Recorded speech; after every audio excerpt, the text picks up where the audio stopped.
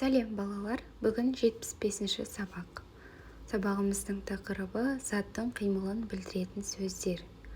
Бірінші жаттығуымыз мәтінді түсініп оқы, мазмұнын айт. Ағаштар.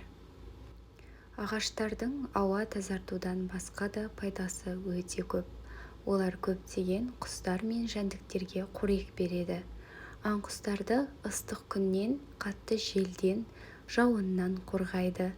Олардың түбінде саңырауқұлақтар өседі. Кейбір ағаштар суықтан қорықпайды. Қысы-жазы жасыл қалпында сақталады.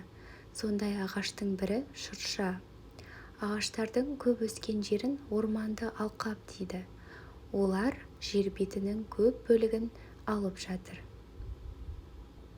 Мәтінде ағаштар туралы айтылған, ағаштың пайдасы туралы айтқан. Ол тек ауа тазартып қана қоймай, жәндіктерге, құстарға қорек береді екен. Және де ағаштар көлеңкесімен аңқұстарды ыстық күннен, қатты желден қорғайды. Тапсырма: мәтін мазмұны бойынша бір-біріңе сұрақ қойыңдар. Ағаштың қандай пайдасы бар? Құстар мен жәндіктер неден қорек алады? Қысы-жазы жасыл қалпында қалатын қандай ағаш? Орман деген не? Осындай сұрақтар қойсаңдар болады. Екінші тапсырма: мәтінде қарамен берілген сөздерге сұрақ қой. Қарамен берілген сөздер қорғайды және сақталады. Жауыннан не істейді? Қорғайды. Қалпында сақталады. Не істейді? Сақталады. Екінші жаттығу: сөйлемдерді көшіріп жаз. Қайын тез өседі. Одан үй жиһаздарын жасайды. Қабығынан дәрі дайындайды. Заттың қимылын білдіретін сөздерге сұрақ қой. Оларды байланысын тап.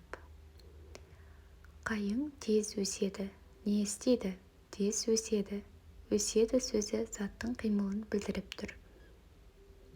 Екінші сөйлемде жасайды. Не істейді? Жасайды. Заттың қимылын білдіріп тұр. Қабығынан дәрі дайындайды. Не істейді? Дайындайды.